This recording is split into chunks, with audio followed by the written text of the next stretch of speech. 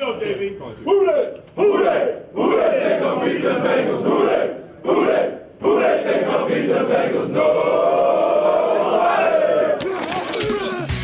Will the next person that sees anybody throw anything onto this field, point them out, and get them out of here. You don't live in Cleveland. You live in Cincinnati. Let's go! Bengals on three! 1, 2, 3!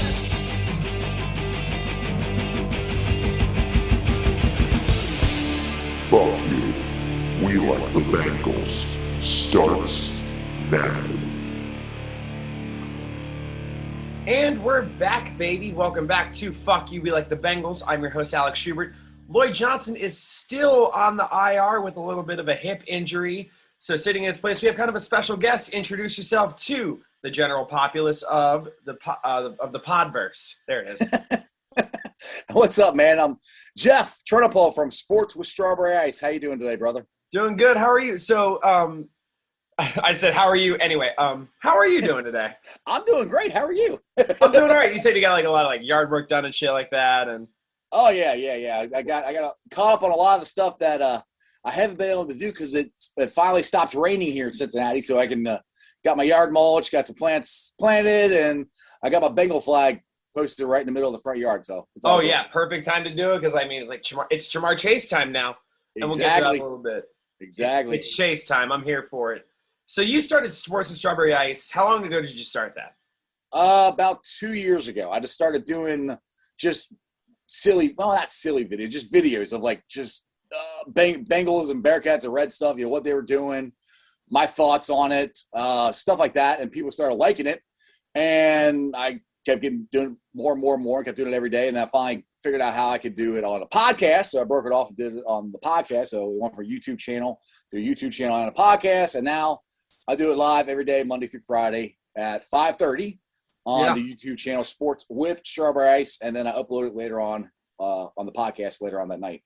So you have it's on like all streaming platforms like Spotify, Stitcher, Spotify, iTunes, Podbean, Apple iTunes, pretty much wherever you get your podcast. It's there. Same with Fuck You. Yep. My co-host abhors baseball, and I don't get much of a chance to talk about it. Dude, I love baseball. The ball with the stick game.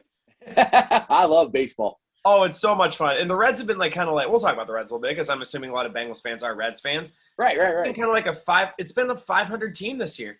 Dude, they're frustrating as hell because they got off to such a good start. I know. They teased us so bad. Oh, I was so excited. I kept telling everybody, I'm like, we're going to go to the playoffs. I still believe we're going to go to the playoffs. But I'm like, everybody's like, well, this ain't going to last forever. I'm like, I know. I said, but just enjoy it. Enjoy it for what it is. And then, I'm not kidding. From in a week, we went from first place to last place. We went out to L.A., California, and lost 7 in a row. I'm like, you got to be kidding me. And now it's just like we keep playing peekaboo with the 500. We get right there to 500, and then we lose 2 games against, we just lost 2 games to Colorado. Yeah. They're one of the worst teams in baseball. How are we losing to them? They're a Nolan Arenado-less Colorado Rockies. Yes, I know. I'm like, it's so frustrating. You had Wade Miley who pitched a no-hitter. I saw that. Yeah, and it comes back last night, and the first or second batter he faced, he gives up a triple. I'm like, that's not good. Yeah. It's kind of like other teams are like, all right, we got to get to this guy because he just threw a no-hitter. And he's like a third or fourth starter on the team, and he's just coming off a no-hitter. It's like teams are going to get to him. Yeah, but honestly, he's been the most consistent pitcher we've had on the team, to be honest. Sonny Gray has been injured. Luis Castillo is not even remotely close to what he's been kind of dog shit this year. He's frustrated. The thing is with him, in my opinion, there's nothing wrong with his arm because he's throwing at 96, 97 miles an hour. It's just nothing shit. Yeah, exactly. His change, he can't get his change up to break or to bite like it used to. That's his money pitch. And if that thing's not fooling the hitters, then they're just sitting on that 90-mile-an-hour fastball and they're drilling it. No, it's been rough this year with Luis. It's like I remember the first inning of opening day was just like, what was it, 6 runs? Yeah, you're sitting there going, what the hell's going on here? Like, come on, dude, you're Luis Castillo. Hello, come on, pitch like him, please. It's and like hasn't yet, but because that was such a good trade the Reds got for him because they got him in, I believe, the Dan Straley deal. Yes, we stole him. Who the hell's Dan Straley? Dan Straley, who he's fine. He's not anything to write home about. He's cheering for Luis Castillo and 2 other players who I completely forget who they are. Yeah, me too. I just know we got Luis. That was a great trade.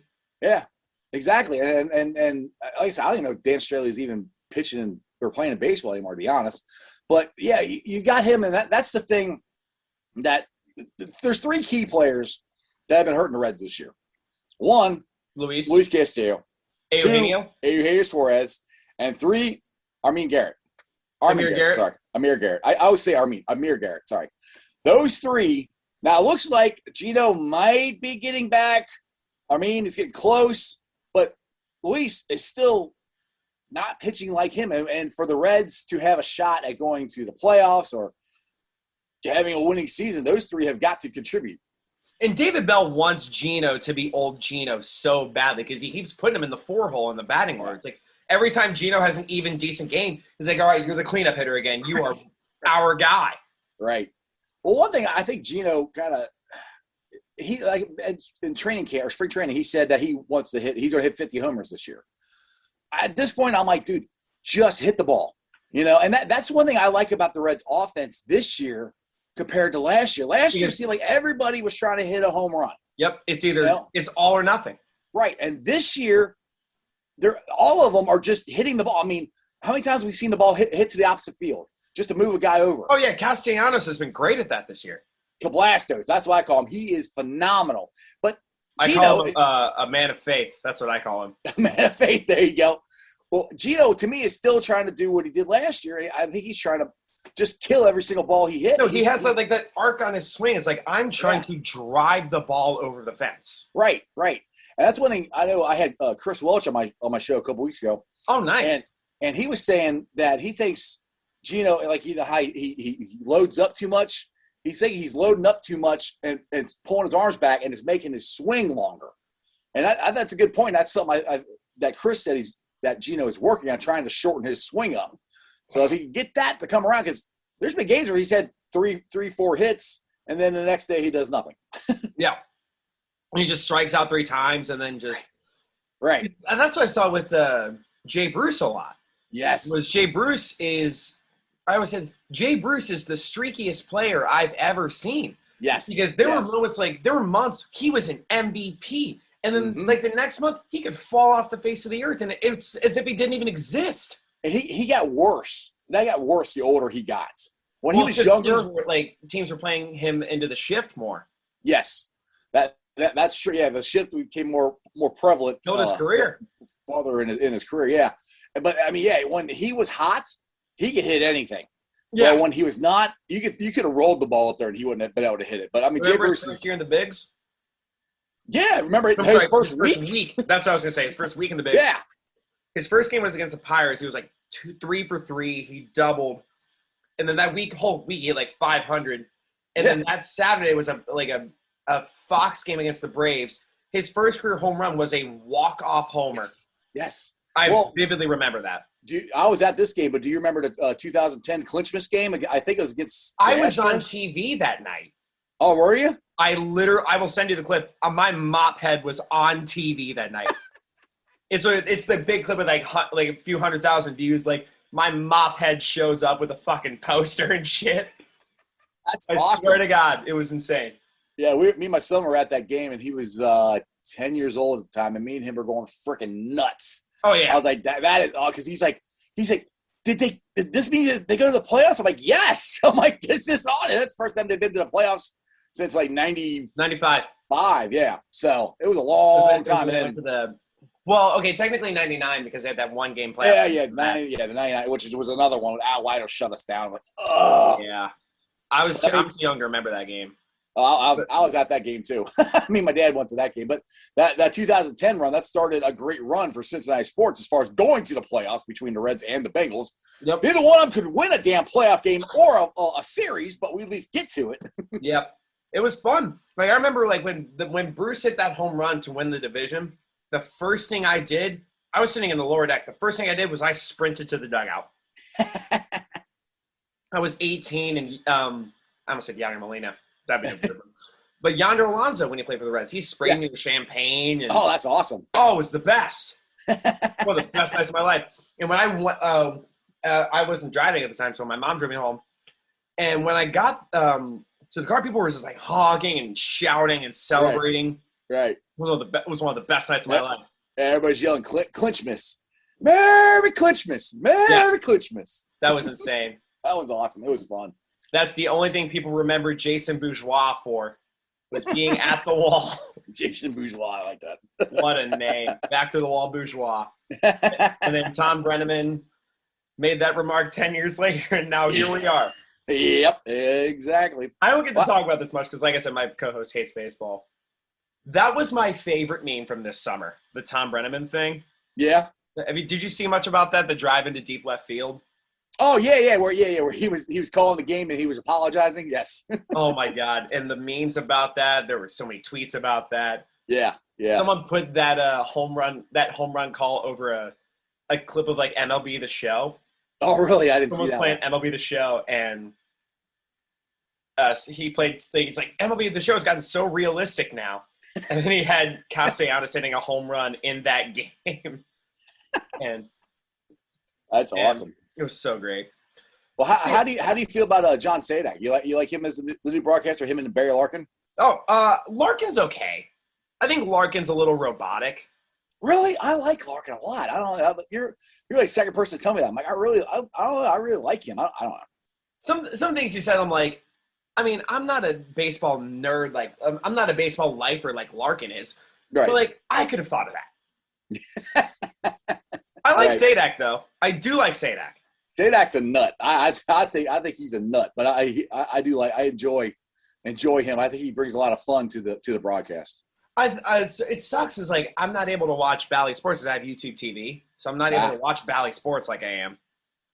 Like I could have Well, you know that they got their own app now. The Fox Sports Go app has become the Bally app now. Oh, okay. So you can watch it. Cause I know my son's the same way. He live streams everything. And I said, hey, they got the app now. He's like, oh, good. So I can watch it. So you can watch it there now. Yeah, I think I'm going to steal my friend's AT&T password. So I'm going to be able to. I won't tell anybody. It'll be our secret. Oh, yeah. I'll edit that out.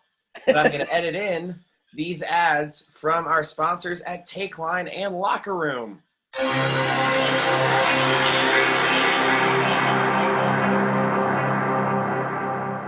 Thanks, Alex. Our first sponsor of the evening is Take Line. Sports, culture, takes. Take Line has it all.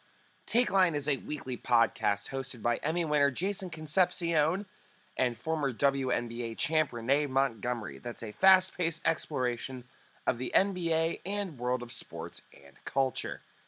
Each week, Jason and Renee talk about the games, players, controversies, and issues that run both on and off the court.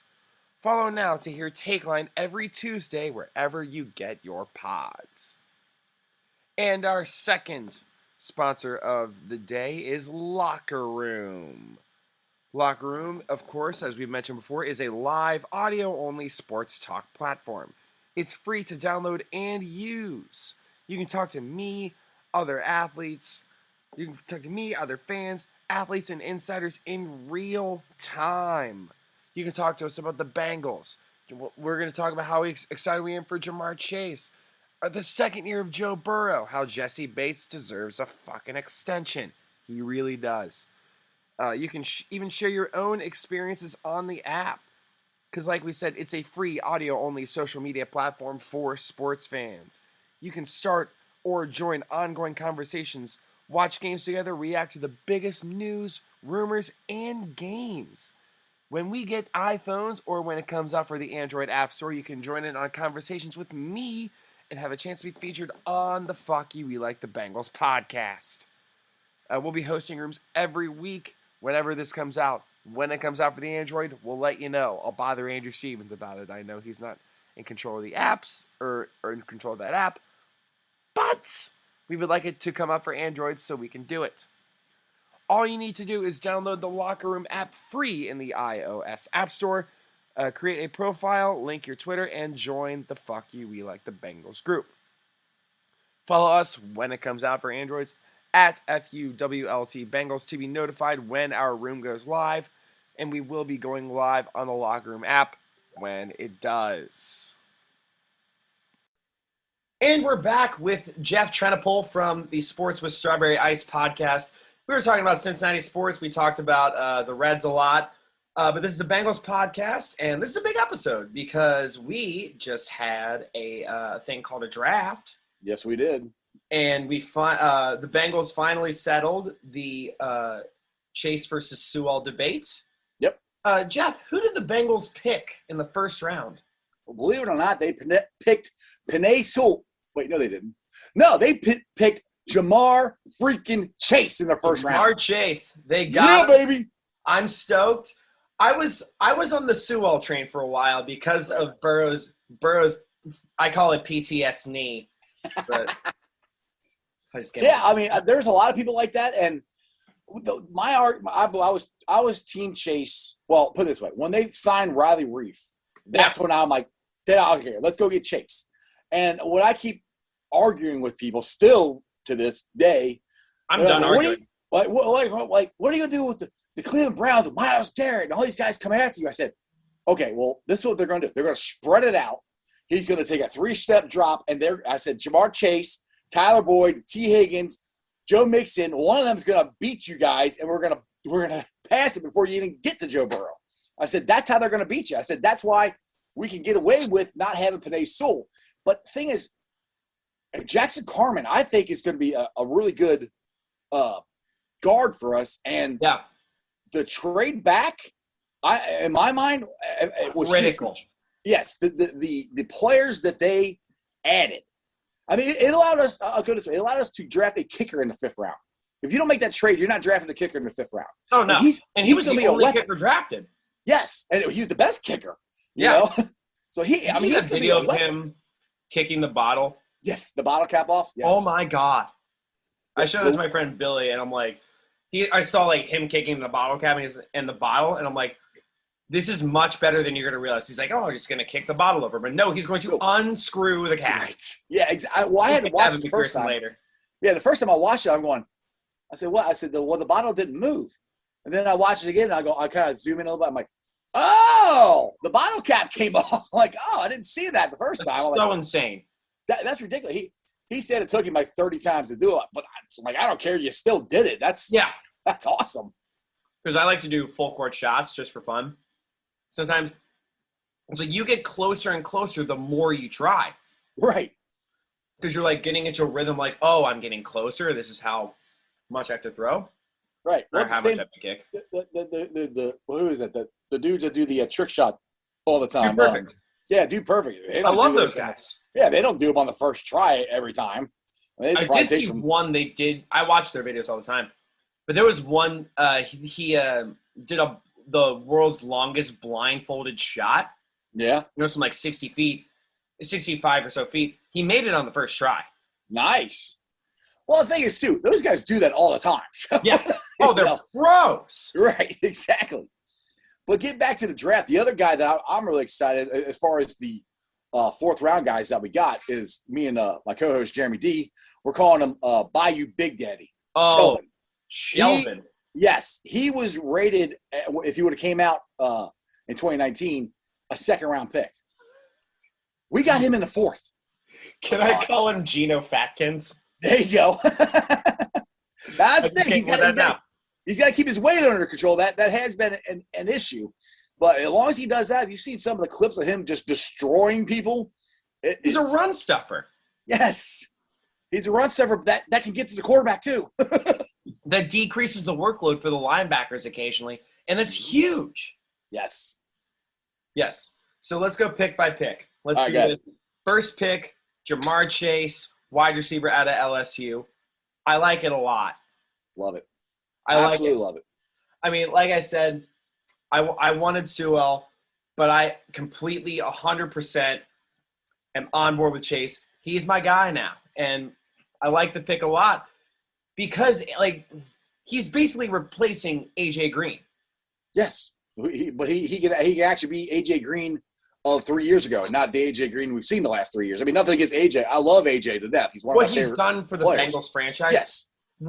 Is it too much to say he might be the best receiver in Bengals history?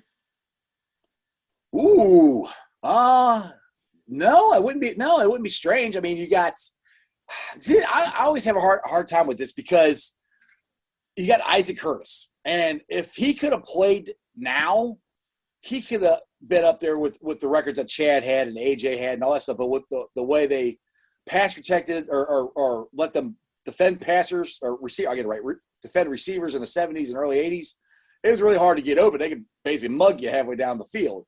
And Isaac Curtis was still a great wide receiver. So, but as far as the stats go, I mean, you got to look, it's either AJ or Chad. I mean, as far as stats go, those are the two best stat-wise. But, I mean, Carl Pickens, he wasn't bad at all. He's played on terrible teams, and nobody really liked him, but he was a good wide receiver too. But in my mind, yes.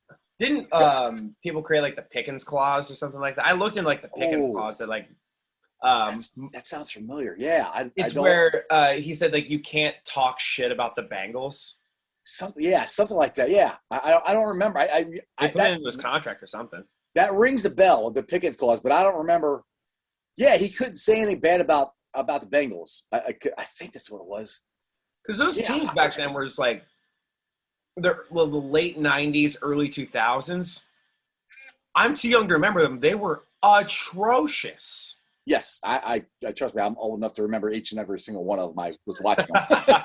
Yeah, the thing that drove you nuts about them is they had great players. I mean, it wasn't like they had everybody on the team was. Oh, Corey Dillon was a monster. You had Corey Dillon. You had Jeff Blake. You had Takeo Spikes. You had, like I said, Carl Pickens. You had Darnay Scott. People forget about Tony McGee. He was a really good tight end for us. I mean, they had Willie and Anderson high draft pick. Big Daddy. Yeah, it had Big Daddy is more of a bust, but Willie Anderson was drafted then in '96, so that's when he started his Hall of Fame career. So I mean, they had good players. It's just they never had it all together, you know. Yeah, we never really until Corey Dillon got here. We never really had a running game, and never really had an offensive line to speak of until they started with Willie Anderson. After Munoz, basically. Yeah, and that was one of the biggest problems with the teams in the '90s. Even with Jeff Blake on there, he's running for his life. You know, because you don't Blake have could have been an excellent quarterback if he had a line. Oh yeah, I mean he threw one of the best deep balls in NFL history. Dude, if you watch any film from Jeff Blake back in the 90s, he'll throw a deep ball. The ball will go out of the screen and drop right into the receiver's. That's what Russell Wilson's deep ball does. Yes. Yep. It's very similar. I think Russell Wilson has the best deep ball right now. Yeah, as far as the trajectory and everything, the way it drops into them, and they hit them right on stride. That's the thing. They don't have to wait for it.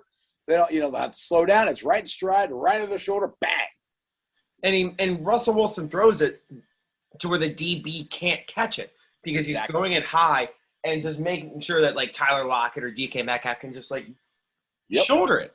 That's just the same way Jeff Blake's was, the exact same ball. And I saw a headline after Chase got drafted, and this didn't occur to me until like after he got drafted. Chase basically fixes Burrow's one weakness from last year was his deep ball. Yep. And I was talking to Malik Wright about this. I hate calling Chase a deep threat. Right. I just don't. I don't want. I wasn't he's comfortable. That kind of minimizes what he does. He's more than just a deep threat. I mean, he can catch it anywhere. Like, that's what I see Julio Jones as. Like, Julio Jones is a deep threat, but he can also catch it anywhere on the field. Exactly. Yeah, and that's the thing is it's funny you say Julio Jones. A lot of people have compared Ja'Marr Chase to Julio Jones. I think Jones is taller. Yes. That's the one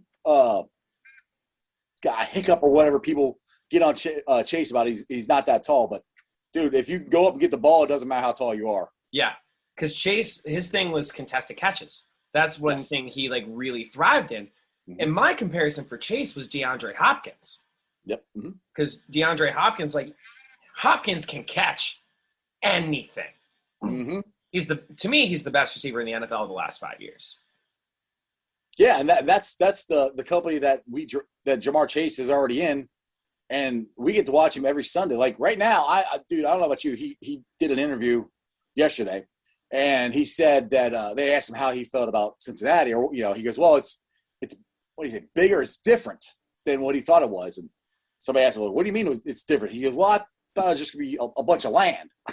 I guess he didn't think we had a downtown or anything. So he's actually, I guess today, riding around on a scooter in downtown Cincinnati in a disguise. No. And I would love to find out what that disguise is.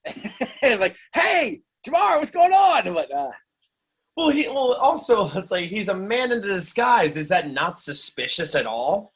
well, depends what the disguise looks like. Maybe it's a really good prosthetic nose or something, or maybe he's got sunglasses on, or maybe he's got a wig on, real long hair. Who knows what he's got? So do you think I would think that Burrow would have kept him in the loop? Yeah, you would think so. Well, I mean, because Burrow has talked about. Well, I'll put it this way: Burrow talked about Athens. Oh, so yeah. maybe Jamar thought Cincinnati was like Athens, and Athens is a smaller town. So maybe that's what he was comparing it to from what Joe told him. Just thinking out loud here.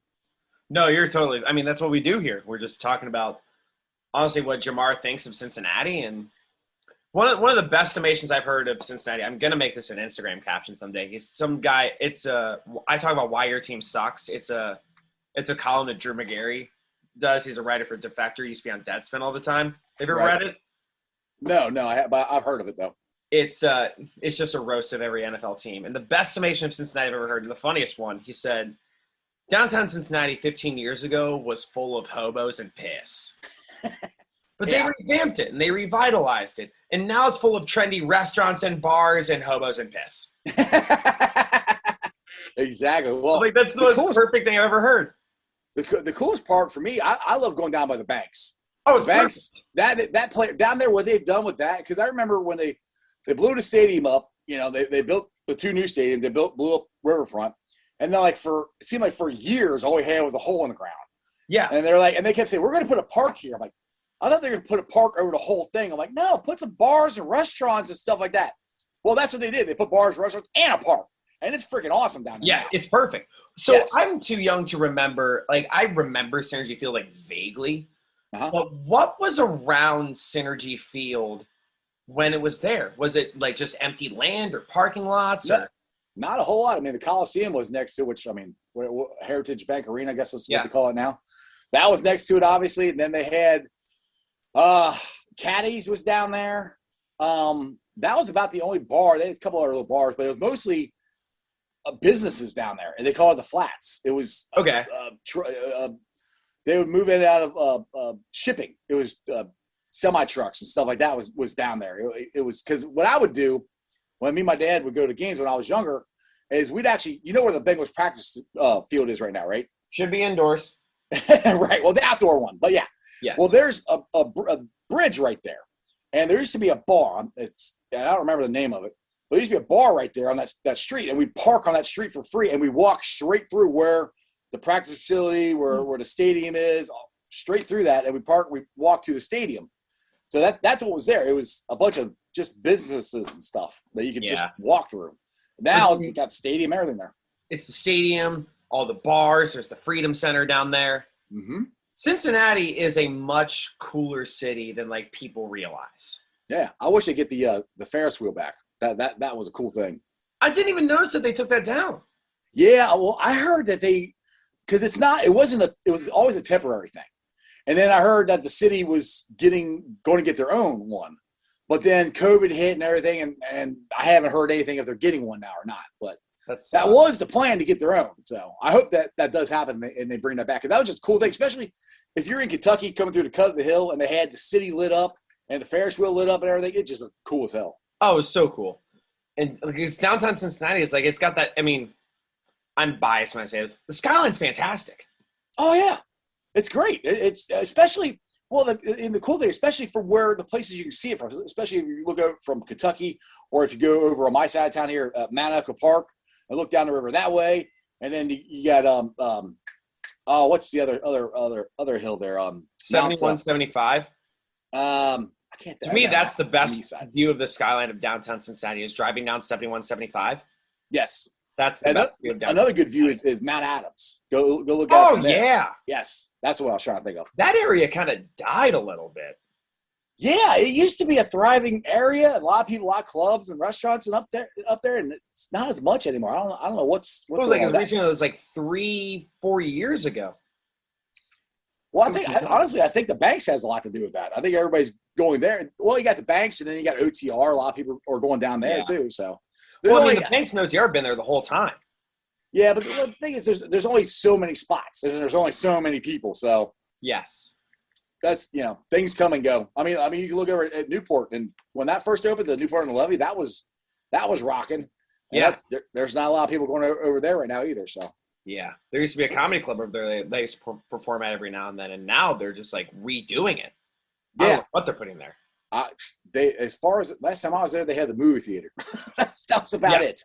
I used to work at the Dewey's over there, and I think they just completely took that out too. Yeah, that's gone too. I mean, there's more stuff like outside by the aquarium. If you walk outside, they have stuff there. But when you go inside, where the movie theater and like I said, where the comedy club. All that stuff. Last time I was there wasn't a whole lot there. Yeah, there's not. But there is, segue, a lot on our offensive line now. Thank God. Yes. We got a couple new players. Starting with our second round pick. We signed Riley Reef. We talked about that a little bit before. But our second round pick, thankfully we traded back for him. Jackson Carman, a little hometown boy out of, I believe, Fairfield High School. Yep, out of Fairfield High School. My uncle actually lives out that way, and I was over his house last weekend, and he was talking about how he saw Carman play in high school. He saw him. He goes, he knew that kid was going to go at least D1. Yeah, he goes, and he became Trevor Lawrence's blind side. Right. So he's going from defending or protecting the number one pick this year to protecting the number one pick last year. So that's pretty good right there. Story. I mean, granted, he's playing guard, but guard was a huge hole. Yes. Well, that was the biggest problem. I mean, I know everybody got on Bobby Hart, which thank God he's not here anymore.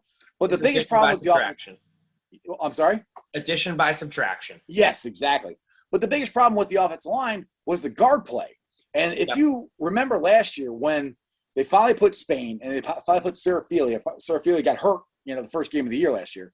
When they had those two at guard, that's when our running games started getting better. Those two were at guard when we beat the Squealers last year on Monday night. And you didn't even need Mixon to do that because you had like Samaje Perine and Travion Williams. Yep. You didn't even need your fucking $48 million running back. Yep. Just think how much fun it is going to be watching him now with an actual offensive line. Please, for the love of God, stay healthy. Yes. I'm so excited to watch him make his first cut beyond the line of scrimmage and not have to avoid somebody in the backfield. That would be nice. Yes, because he kind of was like the Le'Veon Bell kind of runner where he's like he can catch it out of the backfield and he would just dance his way to maybe like a 5-yard gain. Yeah. But he was that kind of guy. And you can hope like with Frank Pollock coming back and Spain and Carman and Williams, Hopkins, and Riley Reef, he could, if they stay healthy, that is the key. That is 150% the key. If they stay healthy and if Mixon stays healthy, oh my God. Yeah, and that's the thing too is health is always a key. And you can't. Well, I'm not saying it won't happen, but they had so many injuries last year. It was ridiculous. And it seems like every year that happens. But to me, it's like every couple years that happens, and the years it can't happen back to back, can it? At least I'm hoping not. As many as we had last year, yeah, exactly. Cross your fingers. As many as we had last year, we can't have that many guys injured this year. I mean, I guess we could, but let's knock on wood and hope that doesn't happen. And if it doesn't happen, we got a very good shot of having a very fun year. Like you said, we got Carman Jackson. We picked up you go in the offensive line. We picked up Deontay Smith. That's another kid that got in the draft. East Carolina. Yes, and I honestly, dude, I would not be surprised in a year or two if he's our starting right tackle. So looking at the article on Bengals Wire, it says his strength is versatility. Like he can play. He took reps at both tackle spots and at guard. So basically, if he doesn't work out at right tackle, if we keep Riley Reef for a couple of years, and maybe Spain doesn't work out, plug in Deontay Smith at right or at left guard. Yeah. Well, I mean, the thing you could also put Jackson Carman out there at tackle and put Deontay Smith at guard. I mean, the thing about the guys they got, they're all versatile. Yeah, that's fantastic. Do you know if Jackson Carman is playing left or right guard? Do you know that yet? I don't know that. I'm not sure. I just know he's playing guard. Yep. I don't know which side yet. I'll take it because Yeah. I forget who I was talking to about this. What team like with Sewell, like if you put a high pick on Sewell, who knows how much it could fix because teams aren't going after. They're not going to try and go around Sewell. They're going to attack your least effective offensive lineman. Exactly. So somebody said that. I can't remember. I heard it on one of the national radio broadcasts or something. And actually, I think it might have been Louis Riddick. He goes there. That might have it might have been Louis Riddick. Yeah, I think he said you don't need 5 Penal Sewells. You just need 5 really good guys that are all really good together, and there's no weak spots. That's how you get a really good to great offensive line. The teams attack weak spots. Yes, and I'll play it to you this way. And I'm going back probably before farther back than you can remember. But in 1988, when they went to that Super Bowl, they had one guy on that offensive line was the number 1 pick, and that was Anthony Munoz. The rest of them were 2nd, 5th, 6th, 7th round picks. Granted, Munoz was a Hall of Famer. Granted, yeah. But, I mean, but the other guys, and if you look at the draft picks that the Bengals have on the offensive line this year, if Billy Price is your starting center, if Hopkins isn't ready, you've got 3 first-round picks that are starting for you. You got Jonah Williams, Billy Price, and Riley Reiff. Those are 3 first-round picks. Yes, but a first-round pick only has so much meaning, though. That's my point. Right. That's exactly my point. Just because you're a first-round pick doesn't mean you're going to be great. You could be a 5th-round pick and you're great. Like for example, Richard Sherman looking to go to the Hall of Fame. He was a 5th-round pick. Yep. But again, because people say a first-round pick, they're like, oh, he's a first-round pick. He's a first-round talent. I was completely against the Bengals signing Isaiah Wilson. When he got released from, people were saying, the Titans are looking to trade him. The Bengals should get him. I'm like, if you're a first-round pick who a team gives up on after only one year. Yeah, no. Huge red flag. Yeah. Well, I mean, he was having problems showing up to meetings and learning what he's supposed to do. I mean, basic stuff. Oh, just basic, show up to work. Right, exactly. If you're just trying to get work in the regular world, you might want to show up to work on time. That usually helps. Yes. And they went to the Dolphins, and the Dolphins were like, we can't deal with this guy. Right. Well, and that's what I like that the Bengals didn't get him. Because how many times during the Marvin Lewis era did we get guys like that? And they became distractions off the field and stuff like that. That's one thing about the guys that we have right now. Most of the guys that they drafted have been captains. Most of them are – it was 6 guys last year they drafted were captains. Yes. I think the first – yeah, I think you're right. The first 6 rounds, I think all 6 of them were captains, if I remember right. But none of these guys are look-at-me guys. I mean, Jamar Chase isn't a look-at-me guy. I mean, he's confident. He came out and said, I'm going to break every Bengals record. Right. And that's not – to me, he didn't say it like cockiness. He didn't say it like that. He just said confidently he wants to be the best wide receiver that he can be, and he wants to be the best one in Bengals history. And if he breaks all the records, he's going to be. So those are just goals for him. So there's a difference between confidence and cockiness, and I think he's more confident than cocky. And that's the same way with Joe Burrow. He's not cocky. He's extremely confident, and he knows what he's doing, and he knows what it takes to get to where he wants to go. Burrow has scary, silent confidence. Yes. Because I was listening to Burrow did a podcast with Collinsworth not too long ago. Yes. Yep. And he was just he was talking about how I think he was destroyed in the Eagles game or something like that. The teams kept tackling him. And he's like, someday I'm going to be a top quarterback. Someday I'm going to be the GOAT. I'll get that call is what he said. Yeah. No, it's he's not Chad gloaty about it, but he's I'm going to fuck you up when I get good. That's Jackpot Joe, baby. I'm normally against making the super sexy pick when there's a bigger need. I was horny for Burrow when he came. I was so pro Burrow. I'm like, this is it. This is our golden opportunity. Right. To me, Burrow is the difference between the Cincinnati Bengals and the St. Louis Bengals. Yeah. Well, I'll tell you my story about Burrow. Now, I wasn't a huge Andy Dalton fan. I mean, I liked him. I thought he was good. That's how most people should feel about Andy Dalton. Yeah. But I was never oh my God, we have to get in our quarterback. Because my question was, who? You know, because we're going to the That- playoffs. We're drafting later. Let me make a little put. That Yeah. was exactly my point. That's exactly how I felt about Marvin Lewis. Yeah. That's exactly how I felt. If not Marvin, who? Right. Yeah, exactly. And that I kind of felt the same way with Marvin too during that run. I'm like, who are we going to get? And that was get back to Andy. That's what I kept saying. I was like, all right, well, and some people are like, oh, we got AJ McCarron now. I was like, are you kidding me? Like AJ McCarron is not better than Andy Dalton. I'm like, he's not. So He's a anyways, backup. He's a decent backup, but he's not a starter. No, and that's why since he's left, he hasn't started for anybody. So I mean, all those people. I mean, I had people at my work going, Andy Dalton's days are numbered. AJ McCarron's here. I'm like, are you serious? I'm like, did you watch him play in Alabama? And this is before Alabama was the fun and gun that they are now. They were running the ball back then. Who were their wide receivers back then? I couldn't even tell you. I don't. It was like Julio Jones and then some other guys. And they've had good receivers since then, but it's but that was more when they had the running backs, like Derrick Henry and Trent Richardson. Trenton Richardson and the guys like that. They were more of a running game. Let's look this up. So while you're looking that up, I'll tell my story about how I pretty much fell in love with Jackpot Joe Burrow. So I was watching. It was 2019. They have the Week 0 game. They called it. It was Texas versus LSU, and I had heard of Joe Burrow. Yeah, I knew he was from Ohio, and he transferred from Ohio State. So I'm watching the game, and the more and more I watch, I'm like, wow, this kid's good. You know, like I was like, I remember thinking this, like, wow, I think LSU finally has themselves a quarterback because they would always have the talent but never have a quarterback. Yep. So this is like I said, beginning of the year is Zach Taylor's first year. Had no clue how good or bad the Bengals were going to be. Go to about the middle of the year when Jackpot Joe is killing it, LSU is killing it, and the Bengals are tanking. They're terrible. I watched the LSU Alabama game. I watched Jackpot Joe destroy them, and I go, we need to draft him.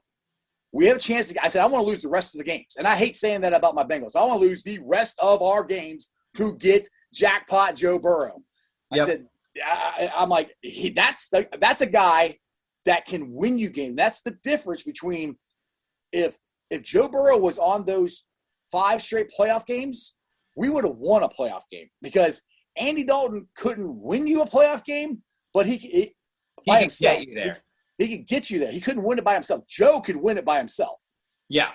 And now he's got the receiver core to do it, which, by the way, I looked it up. The only name of note that I saw was Amari Cooper. There you go. Yeah, I mean, it wasn't like Alabama had a ton of wide receivers. And AJ McCarron didn't throw the ball a ton back then. I mean, they ran it. That's why I couldn't believe so. Eric Henry, or I don't even think Henry was there back then. It was like Trent Richardson. I think it was Trent Richardson, to be honest. He was third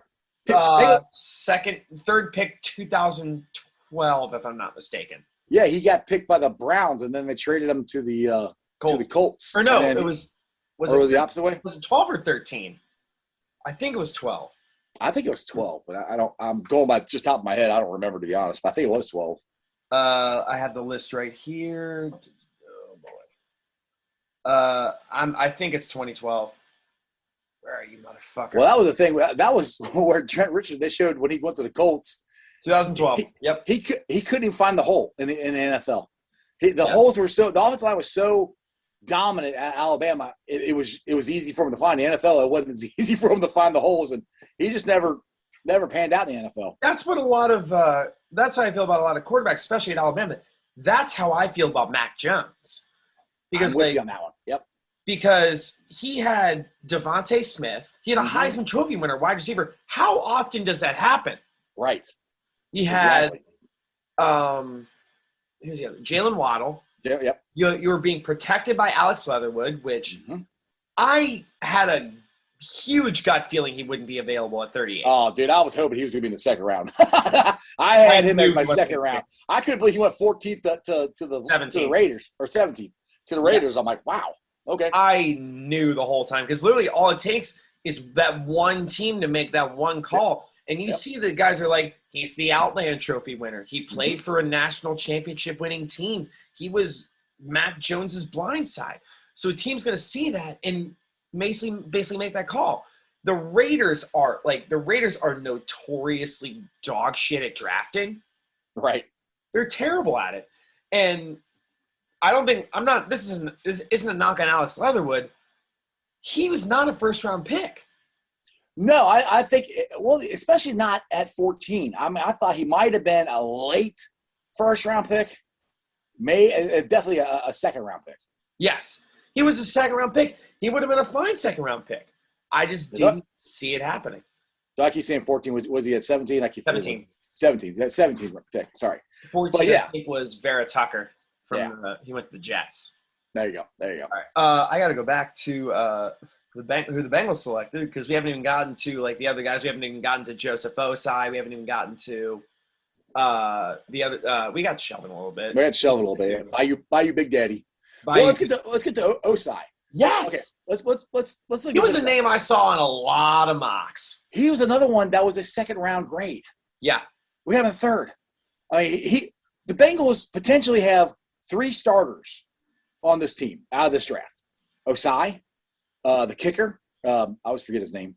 Evan McPherson, and Carmen Jackson. I mean, those are 3 starters right there. 4 starters. Sorry. Yeah. And Jamar Chase. Yeah. Forget about that guy. Yeah, he's the guy who we only invested a 5th overall pick in. Yeah, no, he's no big deal. Yeah, we'll just scratch him by him. Yeah. But the thing with Osai I'm looking at, he has like a lot of upside. And I love that in a player. He's got room to grow. And because it says he went from playing off-ball linebacker in coverage to rushing the passer in later years and looked borderline elite in all facets. Especially in the Big 12. That's huge. Yeah. Go ahead. I would say he reminds me a lot of the guy. Why can't I hate when I do that. I can't think of people's names. The guy we just let go in free agency. Carl Lawson. Carl Lawson. Yes. I think he has a lot.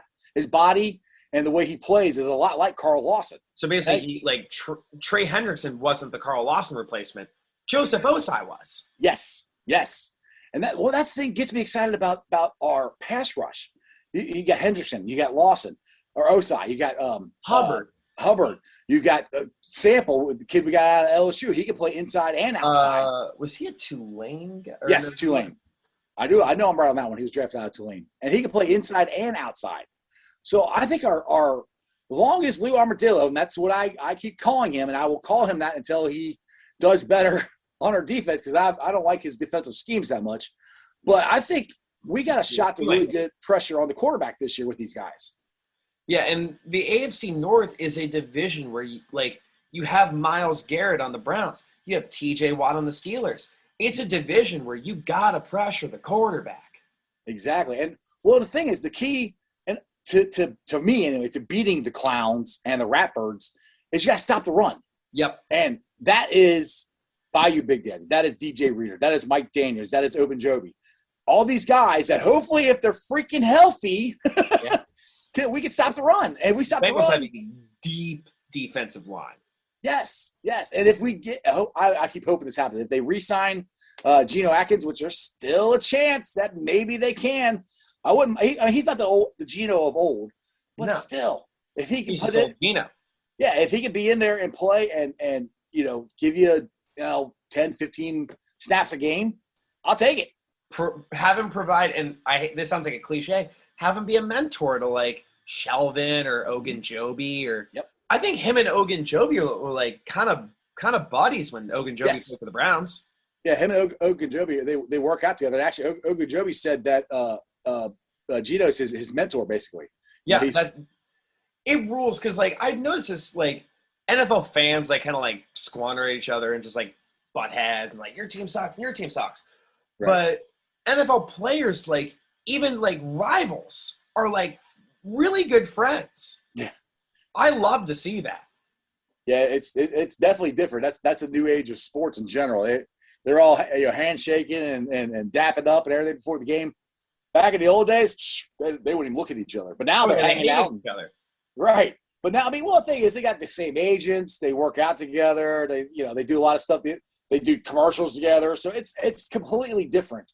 But it doesn't change the fact they want to kick each other's ass when you get on the field. It's the competitive nature of football. Exactly. Yeah.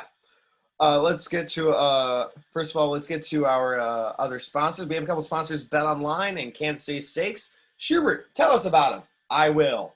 This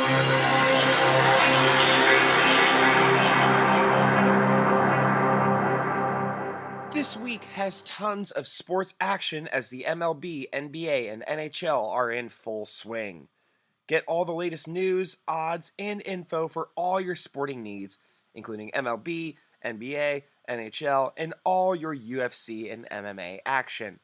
Before the next pitch, head over to BetOnline on your laptop or mobile device and check out all the great sports news, sign-up bonuses, and contest information. Don't sit on the sidelines anymore, as this is your chance to get into the game as teams prep for their runs to the playoffs. BetOnline, your online sportsbook experts. And how about one of our newest sponsors, our friends at Kansas City Steaks? You work hard and play hard, so treat yourself and stock up for summer barbecues with Kansas City Steak Company. Visit kansascitysteaks.com and get 10% off your order and free shipping with the code SD at checkout. From classic steak cuts to USDA Prime to American-style Kobe, hard-to-find specialty cuts, and more, Kansas City Steaks has everything you need to fire up the grill. They make it so easy. Each order from Kansas City Steaks is flash frozen and delivered directly to your home, satisfaction guaranteed or your money back. Imagine relaxing in the backyard with family while enjoying steakhouse quality meals from Kansas City Steaks. Try their butter tender filet mignon. Holy shit, that sounds good. Kansas City strips, juicy steak burgers, all beef jumbo hot dogs, and even complete meal combos. Bring the steakhouse to your house this summer with Kansas City Steaks. Go to kansascitysteaks.com and get 10% off your order and free shipping with the code SD at checkout. That's kansascitysteaks.com, code SD. kansascitysteaks.com, code SD. All right, we are back, like I said, with Jeff Trenopole of Sports with Strawberry Ice.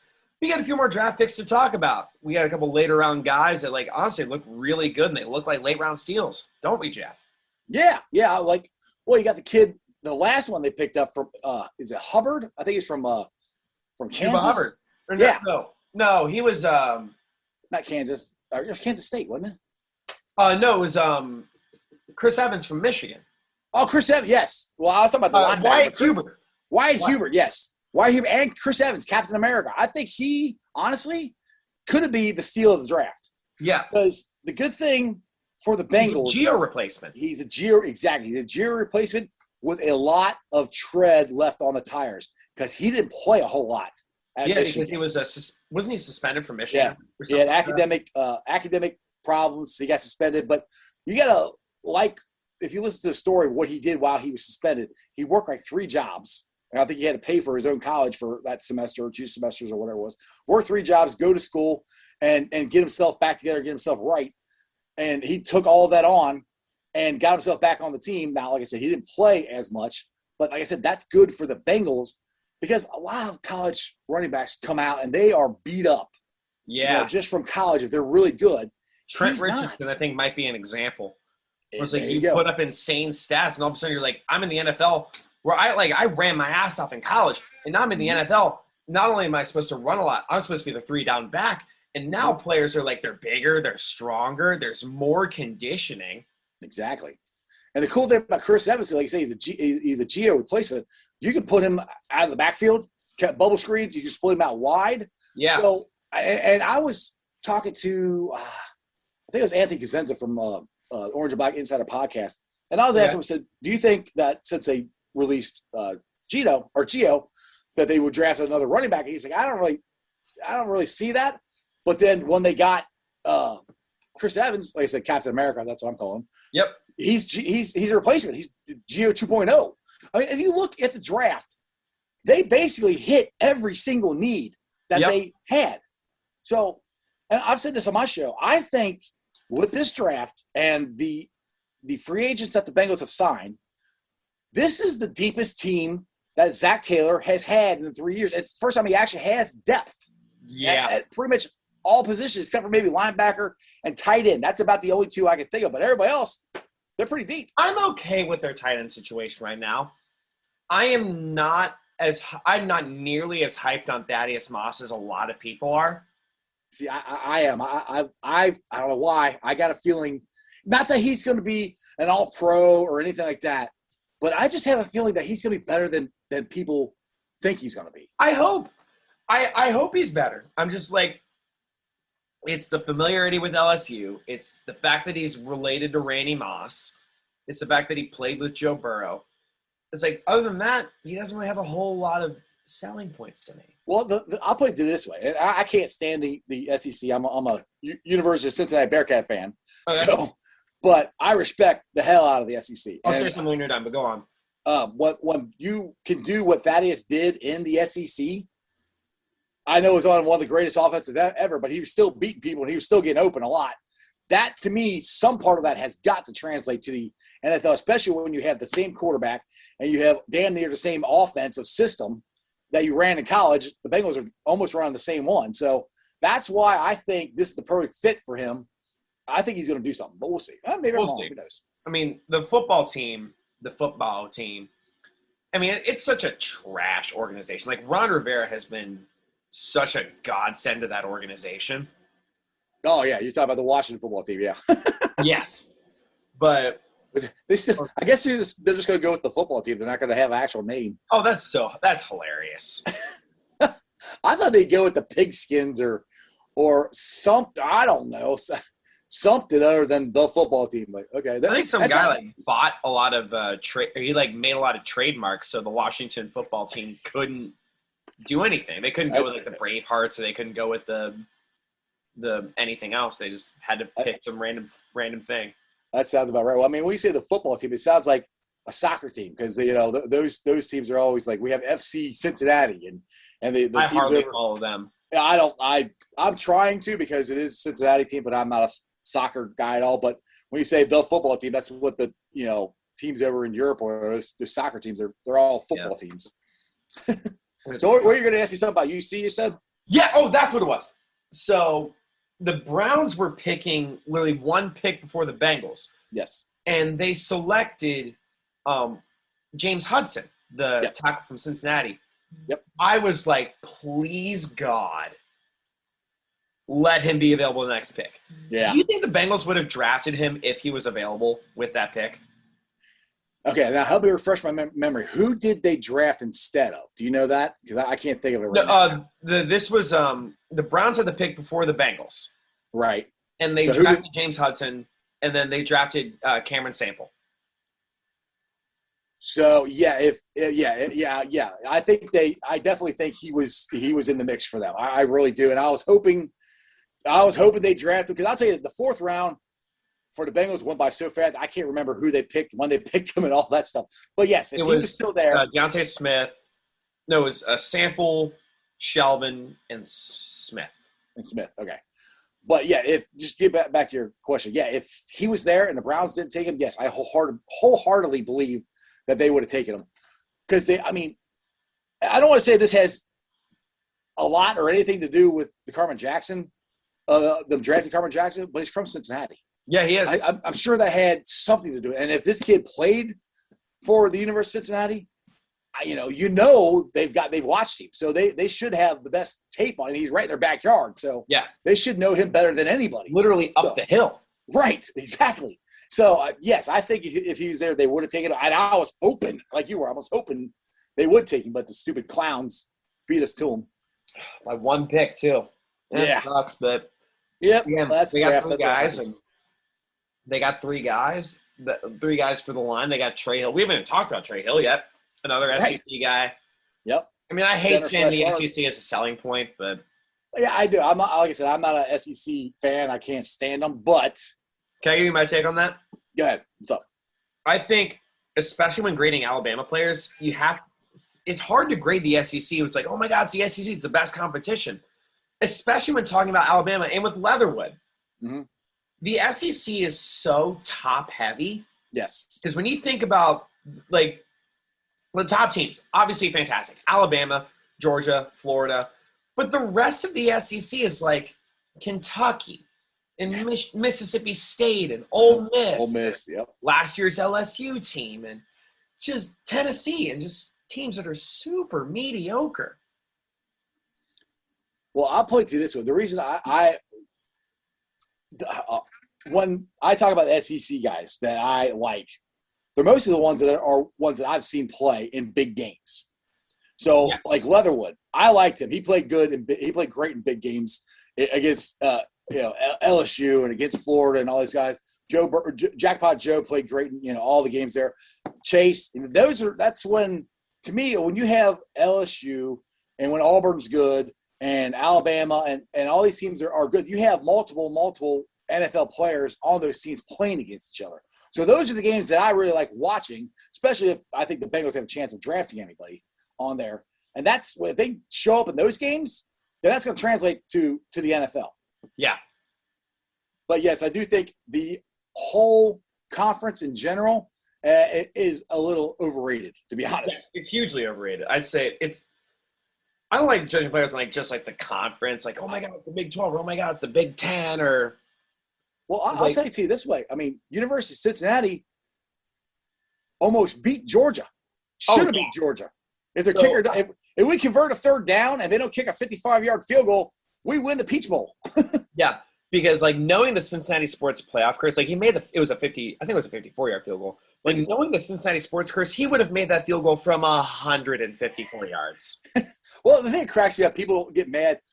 Why didn't Luke just run the ball? If Luke Fickell runs the ball, we get a third down. It's like, are you sure? I mean, that's not necessarily true. If they complete that pass and we convert the third down, that game's over. If your aunt had a dick, she'd be your uncle. It's right. I hate when people relevant at this point. Right. I know. I hate when people say that. I'm like, you don't know they would have definitely converted it. I mean, he hit a 54-yard field goal. Yeah, he nailed it. He was a freshman. So you kind of just got to tip your cap to him and go, all right, you beat us. It happens. It sucked. But I was ecstatic we didn't get freaking blown out, because when we went to the Orange Bowl, we went to the Sugar Bowl, we looked like we didn't deserve to be there. Last year, the Peach Bowl, we deserved to be there. Yeah. What was I going to say? And I hate talking about this because it's irrelevant now. And the best thing I've ever read was on Wire Team Stocks. I'll explain it a little bit. Yeah. The infamous Steelers playoff game. Oh, my God. Ugh. Think about, the hindsight moments of, you shouldn't have left Vontaze Burfict on the field. You shouldn't have let Jeremy Hill run the ball. You should have done both of those things. If Jeremy Hill doesn't fumble the ball, we win the damn game. That's it. Don't fumble the ball. Yeah, Marvin Lewis made the right call with running the ball to give Mike Nugent the opportunity to get as close of a field goal as he could. Yeah, the thing is, people forget, we were winning that game. Yeah, AJ Green, we've been on here trashing the quarterback that from Alabama, McCarron. We're on here trashing, but he should have been the game-winning touchdown pass to AJ Green there. And the game that did happen. Vontaze Burfict. Yeah, but I just I get so frustrated thinking about that. Can I give? I literally remember this verbatim. Someone had a very good summation of why people are still pissed off about that. Yeah, everyone still has and I hate that we're a Bengals fan podcast, but he's right. Everyone still has the energy to be mad about that game against the Steelers because nothing worth noting has happened to this franchise since then. January 9th, 2016 was the day we finally got the answer to the question, who day? And the answer was, is, and always will be themselves.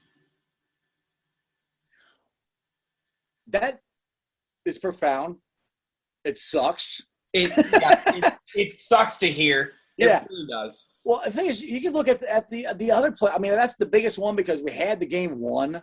Yep. The other playoff games, we were never really in them. That's the hard part, and that ended. It was over. After that, it was finale. It was over. We haven't been to the playoffs since. The team just sucked. Andrew Whitworth left.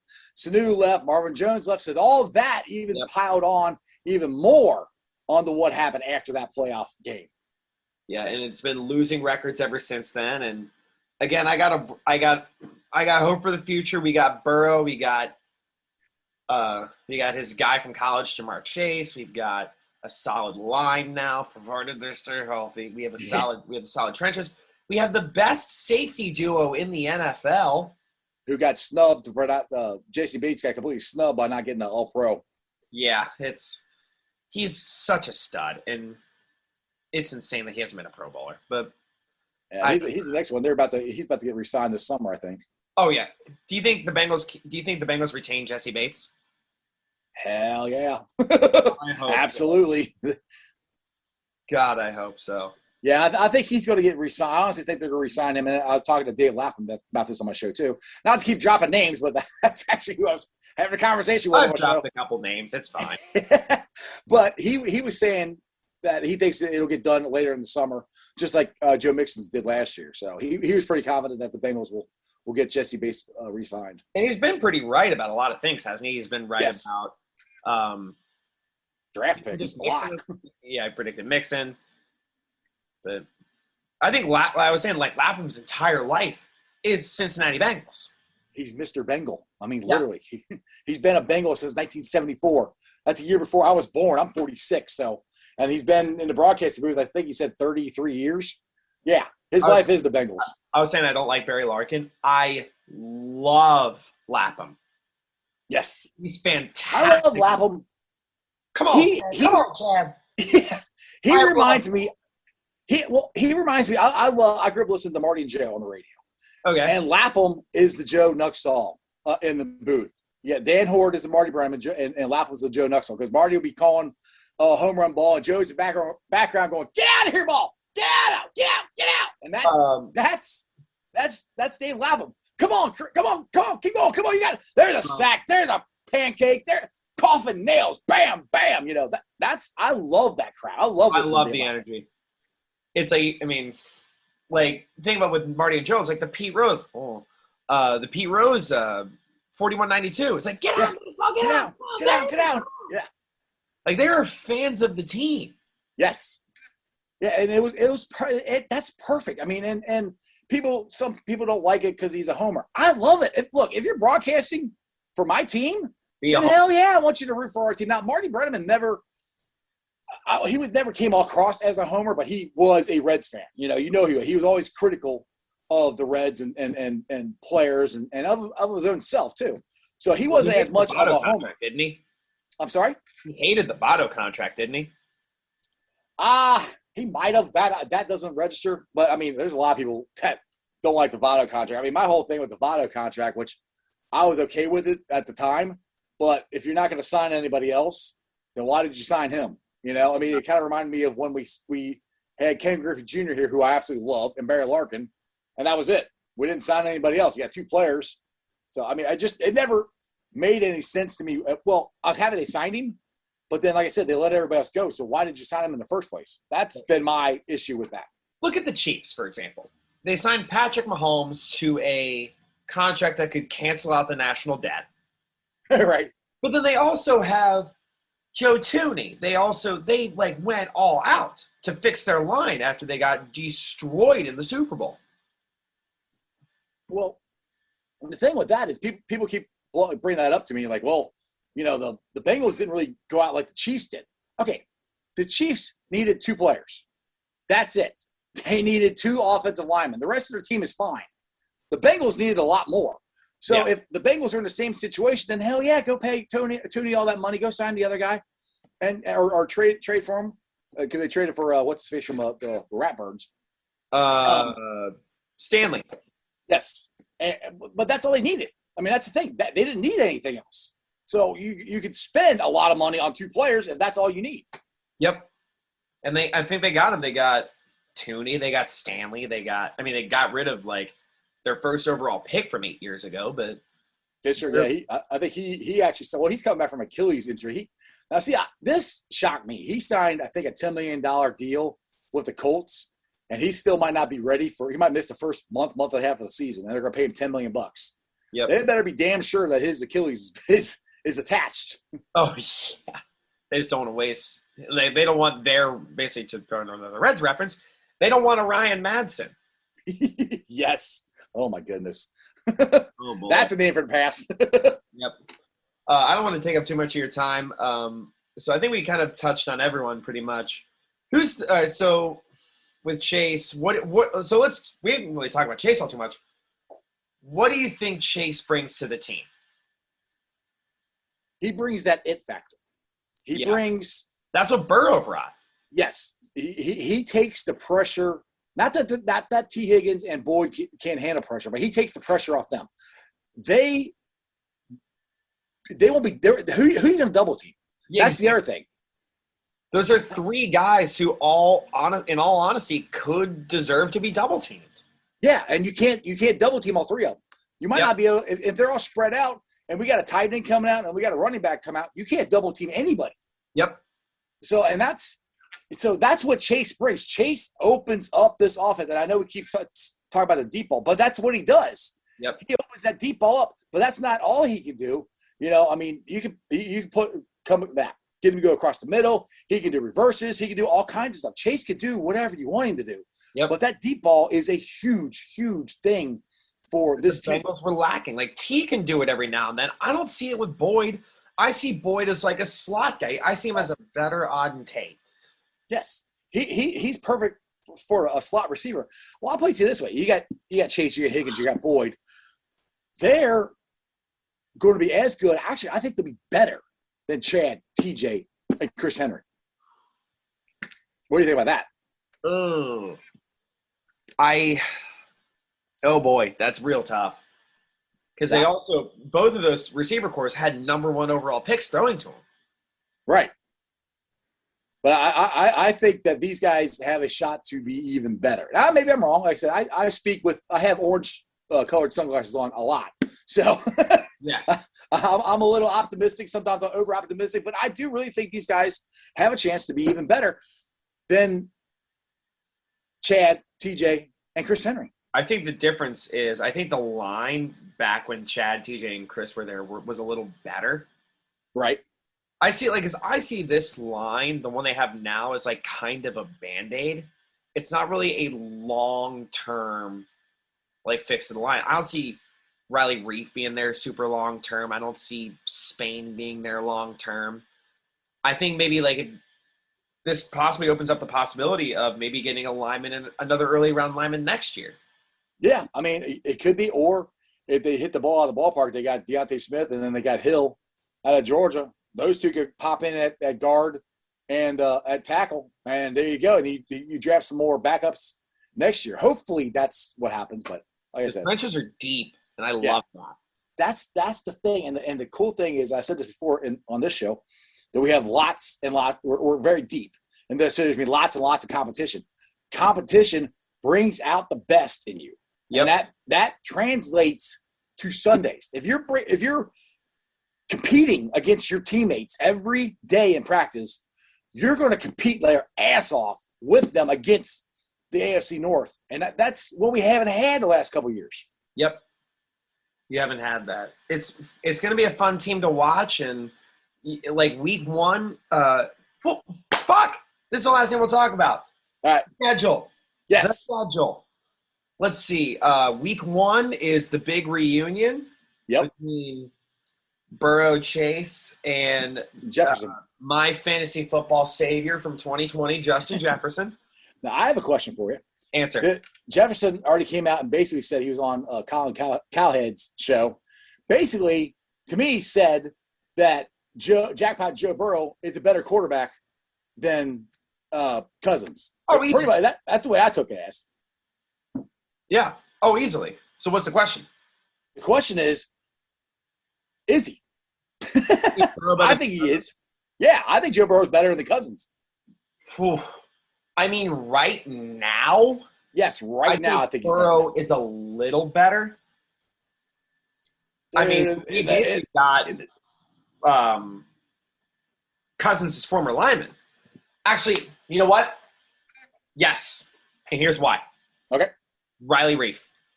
All right. Remember the conversation that they had at Jeff Ruby's? Yes, I do now, and I just bring it up. Yep. Riley Reef basically said, like, he had a conversation with Joe Burrow, and Riley Reef was like, I want to block for that guy. Yes. And you know who his quarterback was before? Kirk Cousins. Yep. So, yeah, exactly. I think Riley Reef is a little better. Burrow's better than Cousins. I agree with you, and I honestly think we're going to start the season out 1-0. I mean, to be honest, like I said, I put this out on Twitter last week. I got us going 11-6. Now, I know that's very, very optimistic, but if you look at the games, if Joe Burrow is healthy, which I think he's going to be healthy, 90% of the games we have the best quarterback in my mind. Yep, you're saying except for Green Bay and Kansas City. And Green Bay, who knows? Maybe Aaron Dalton will be in Denver, so we can flip flop that. Who knows? Because they can talk about trading them. But the rest of them, I think we got the better quarterback. Yeah, every game Burrow's the better quarterback. Go ahead. And if your offensive line is fixed, and our offense is going to be as good as I think it's going to be, we're going to put 30 points up a game. That now the question is can all right, I have 25 points a game. Okay. That work? 25 points a game. All right, 25 points a game. The question is, will Armadillo's defense be good enough to hold them under 25 points? I think he has a talent to do it. I just don't know if his schemes can do it. I don't know. I question our linebacker core. I don't know if it's very deep. Because the only ones I can really think of are like Jermaine Pratt and Logan Wilson and ADG. You got Logan Wilson and Akeem Davis-Gaither. Yep. Those two are going to be your two starters, I think. And I'm looking for big years out of them, to be honest. I think so, yeah. Okay. But maybe I'm wrong. But either way, those three I think are good. And I really like Logan Wilson. He got hurt. Sorry? The Bengals were like ecstatic when Logan Wilson was available. Yeah, and the funny thing, I never even heard of him. He played at Wyoming. I never heard of him until I checked him out. But the games he played last year, on the other side of Josh Allen. Yeah, he got to be teammates with Josh Allen. I mean, I'm just saying that because it's so fun to say. Well, I think Logan Wilson's got a shot to really improve this year and be better because the games he did play toward the end of the season before he got hurt, he was making some plays. Yeah, and he was starting to figure things out. So that's where I'm Mr. Optimism, but I do think he's going to be a very good linebacker. But I said it in the show, the linebacking core is kind of weak, but you can't fix everything. But they're close. Yes. All right, so let's look at the schedule. Vikings week 1 at the Bears week 2. Do you think Dalton starts that game? I don't. I think Fields starting game 1 for them. Who knows? Let's see. After that, you got the Steelers week 3. Honestly, if I was a betting man, and this could be optimism here, but I see the Bengals finishing ahead of the Steelers in the standings. I think the Steelers are going to be the worst team in the division, to be honest. I mean, completely agree. Ben Roethlisberger, I think, is going to regret coming back this year. I think he should have retired last year. They did, and this is what kills me too in the draft. Everybody, they drafted a running back. I can't remember his name. Najee Harris. Thank you, Najee Harris. And everybody's like, "Oh, what a great pick! Oh, what a great pick!" Their offensive line is terrible. I cannot. But the Bengals get ripped for drafting Jamar Chase. But the Squealers, it's awesome. No, their offensive line is worse than the Bengals. Yep. They drafted Freiermuth in round 2, and then they got the guy who showed up in every single mock draft known to man, Kendrick Green, in round 3. Right. Me and a couple guys in Houday Nation had a running joke about that. It's like, oh my God, Kendrick Green, he's here again. Oh, but yeah, I mean, and if they do finish last, I'll be stomping on their grave and pouring gasoline on it and celebrating my Houday ass off. I love it. I definitely think it's possible. I do think they at least split the season series with the Steelers. That's what I have them splitting, and unfortunately, I have us both losing both games to the Ratbirds. I mean, they're the most talented team in our division. Yep. And we have not beat Lamar Jackson yet. So that's why I got to lose both of them. We got to stop the run. Terrible. Yeah. And then after that, week 4, the number 1 overall pick battle. Yes. Trevor Lawrence's Golden Locks and Joe Burrow. That's going to be fun. Week 5. And that's the only primetime game we have. You believe that?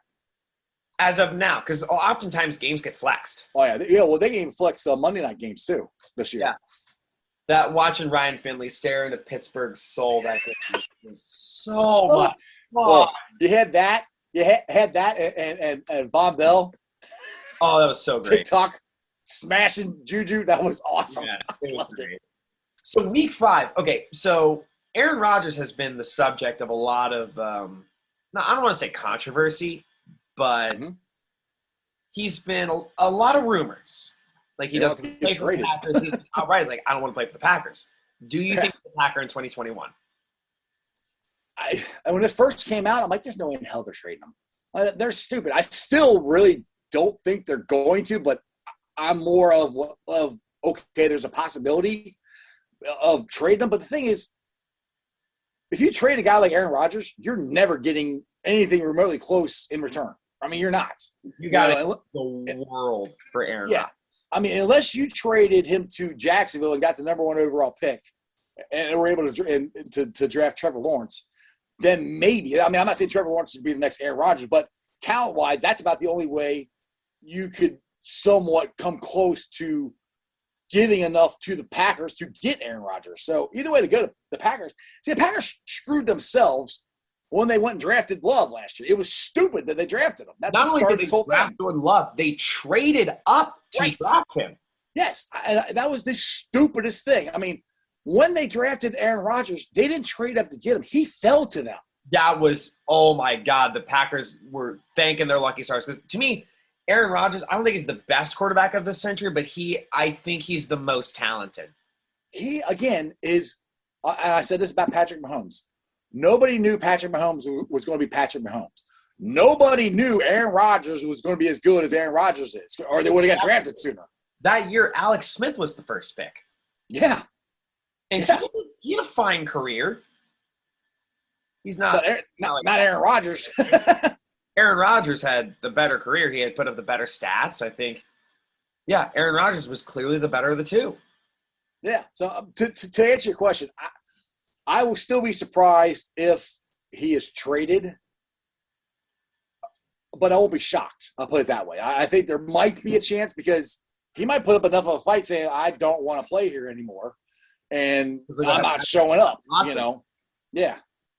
So it depends on how much he wants to stick his foot in the ground and say, I'm not going back. So, yeah, we'll see.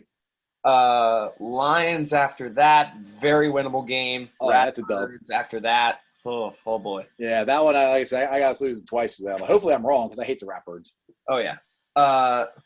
I'm indifferent to them. I'm indifferent to them more than the Browns and the Steelers to me. I hate the Squealers and I hate the Ratbirds. Well, growing up as a kid, I hated the Clowns. I hated them. I'm more indifferent toward them than I am the Ratbirds or the Squealers. Now, if the next 10 years the division comes down to the Bengals and the Clowns, trust me, I'm going to hate the Clowns. It's going to be fun. It's going to be fun. Yeah. I don't know how much I believe in Lamar Jackson long term. Well, I'll put it to you this way. I got an argument with a couple guys at work that I think Joe Burrow is a better quarterback than Lamar Jackson. I 100% agree.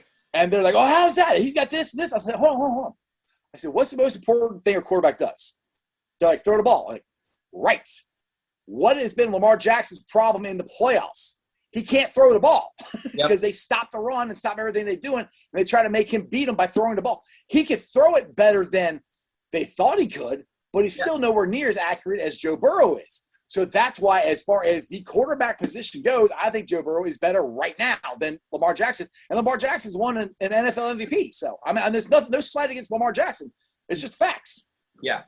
I mean, Lamar's to me, like the Ravens have always been one of the 3 organizations where if they draft a receiver, it's where receivers go to die. That's why they couldn't get anybody to sign for him. That's another thing I said at work. I was like, that's why no receivers want to go there. Sign for him. I'm sorry? Took less money with the Colts. Juju took less money with the Steelers. Yes, because they want to go play for Baltimore. In case you're wondering, the other 2 are the Patriots and the Eagles. There you go. Yes. And then after that, the Jets, Jets, we are going to stomp the shit out of them, we hope. Yeah, that's another dub. Browns at home. I think we're splitting. I got us winning at home and losing on the road to them. We play the Browns. I think week. This is going to be a weird two-word sequence to say. We play them week 18. Yes, exactly. You have to get used to that. Seeing records of like 11-6 and like making records of like 10-7 or 9. That was the thing. When I'm thinking weird. I know because you're never going to finish 500. You can't finish 500. You're either be a game above or a game below. Yes, you can. You can? You can tie. Oh, I always forget about dude. A tie is like kissing your sister. We're not from Kentucky, all right? I mean, it's possible. The Bengals did it last year in the most relevant quarter in history. I hate ties. I wish they'd figure something out. It's dumb. Yes. And then after that, Browns, the Raiders after that, we get to say hello to Alex Leatherwood there. Yep. The Raiders are – to me, the Raiders and the Cowboys are kind of similar. Well, I'll let you say – I didn't mean to cut you out there. No, you're right. I got that as a loss, unfortunately, because I got us beating the Clowns and the Squealers in those 2 weeks. And just go to – not to skip ahead, but the reason I picked that, because some people are on me, I picked that as a loss, and I picked the win against the Chiefs. The last 4 weeks, you got the Broncos, Ratbirds, Chiefs, Clowns. Those – at first, I had 4 losses. I'm like, I do not want the Bengals ending the season with 4 losses, so I had to switch one of them up. But the Broncos. I think they could beat the Broncos, and I think they can beat the Raiders. Yes, because I was saying the Raiders and the Cowboys are like kind of similar. Mm-hmm. I think I said this with the Cowboys yesterday. They are the dumbest organization in football, but they can get away with it because they have a ton of money. Well, you and me were talking about this on the phone the other day. Yeah, everybody bags on Mike Brown for being a bad owner. Jerry Jones is a terrible owner. Yeah. When was the last time he won anything? Fucking rich. Right. That's it. He throws money at everything. But it doesn't mean that he gets good players or good coaches or makes good decisions. But everybody loves the Cowboys. They haven't won or been a relevant team since 92, 93, or no, 95. 95 is last time. If it wasn't for Herschel Walker, they wouldn't have been irrelevant ever. Because, well, it's not just Herschel Walker with the Cowboys. It was Herschel Walker when they made that trade because they got like fucking Emmitt Smith out of that trade and so many other – like the core of their team was thanks to Herschel Walker. Yeah, and well, that's all Jimmy Johnson. And I think Jimmy Johnson deserves all the credit. And ever since he's left, the Cowboys haven't been crap. They've made a 500 team. Yeah. And that's why I don't get why everybody bags on the Bengals. I'm like, look at the Cowboys. They haven't done shit in 30 years. I mean, I've always been like – everyone says that – I think every Dallas Cowboys player is like given like 2% more credit than they deserve because they play for like a celebrity team. I play for America's team. Oh, okay, whatever. It's fine. I was like when the Bengals played the Cowboys last year and when I forget who fumbled it. But the Cowboys turned for a touchdown. I was just laughing. I was literally laughing when the Cowboys ran it back for a touchdown. It was just like, this is what it's come to right now. Yeah, I think that was Gio, to be honest. I think that's who fumbled it, and then he got benched. Yeah. If I remember right. It's all good. And then to round out the year, Chargers, the Herbert and Burrow battle, 49ers. Hold on. Let me go back to the Chargers here. I got a question for you on the Chargers. I call Justin Herbert Justin Sherbert. Is he as good as people are perceiving him to be? You know, or did he just all these yards he got? Did he get them all throughout the game, or did he get them in like 1 or 2 plays? You know, like big chunk plays, and the rest of the game he didn't do crap. What's your opinion on that? I didn't really watch the Chargers a whole lot last year, but I think Herbert's going to be fine. I definitely think Burrow's going to end up the better of the two. Definitely. Because other than Keenan Allen, I mean, Mike Williams is fine, but, like, they don't have a ton of receivers. And Keenan Allen was drafted in 2013. Yeah. Like, and he's been bit by the injury bug a lot. He should thank his lucky stars every time Keenan Allen is healthy. Exactly. I just think he gets too much credit for the big plays and not his overall game. I think he's overhyped. And maybe I'm wrong. Maybe he'll be good. I'm not saying he's terrible. Joe Burrow's good. Jackpot Joe's be better. What? Nothing wows me about Justin Herbert. Right. He's fine. Yeah. He's got the job done. He's all right. But then we play him week 13, 14, 15, 16, 13. Yeah, and 13. We got the 49ers. It's the battle of Trey Lance versus Burrow. I'm assuming Sucky Niners. I cannot stand Jimmy Garoppolo. I can't stand the Sucky Niners. That's what I call them. They beat us twice in Super Bowls. Oh, yeah. We just need one Super Bowl win, and then after that, all this like the playoff game against the Steelers, our hatred of the 49ers. Like Yes. I'm sorry for saying this. I'm too young to hate the 49ers. I'm not. I know. I get it. I can't stand them, man. I remember Randy Cross going right before the game, right there. That's where my ring's going to go. And I'm a 12-year-old boy going, shut up. No, it's not. And then it did. Oh, my God. And then one of our players did coke, and it's like, oh, so it is going there. Stanley Wilson. Yep. I mean, if people forget about that, if he was a big factor in the 88 team. If he plays, who knows what happens? It could be if he plays and Cromartie doesn't break his leg, we could win it. We were 42 seconds away from it, 43 seconds away, something like that. And was Montana the quarterback for both of them? Yep, he sure was. Yep. And then Can't stand him either. oh yeah. And then Broncos, Ravens, Chiefs, Browns. Basically, that's where we're running out the schedule. Yep. Do you think? Okay, so here's a question: do you think if the Bengals have a good enough record that the Chiefs-Bengals game gets flexed to primetime? Oh, definitely. Well, it depends on if the Chiefs have already wrapped up their division. If they have already wrapped up their division and they're not playing any of their starters, then no. Yep. So but if it's playoff implications, definitely they can do that. Same thing. Sunday Night Football. Well, same thing with the Ratbirds and the Clowns game. If we're fighting for the division or playoff spots or whatever, those two games could definitely get flexed, I think. Yep. It'll be fun to watch. It's going to be a blast. I cannot wait. Oh, I cannot wait for this year. It's going to be absolute blast. I'll be in there in the south end zone in section 158 screaming my freaking head off. You got your season tickies? Yes, sir. I can't wait. Man. Are we going to have a tailgate party? I think we were talking about it.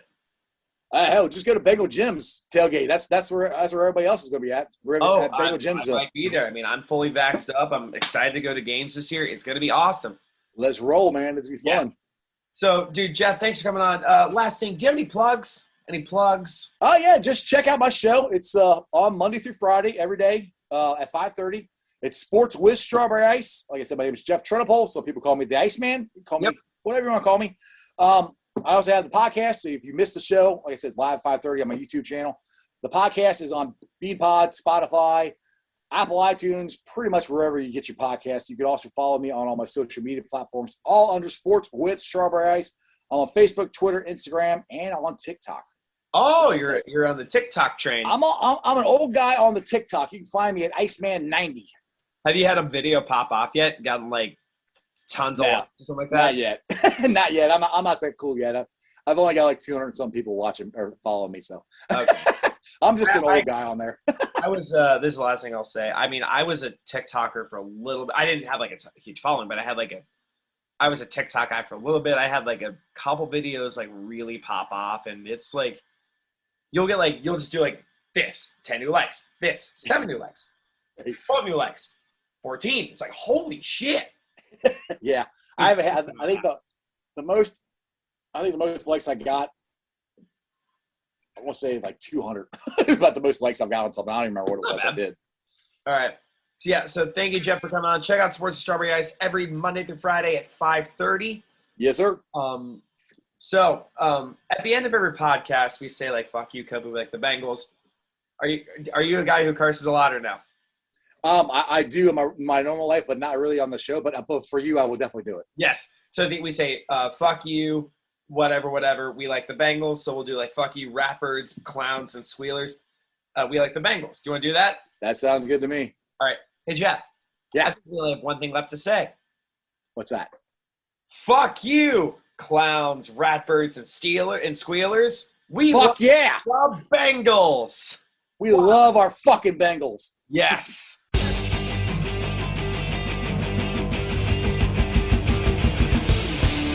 Fuck you.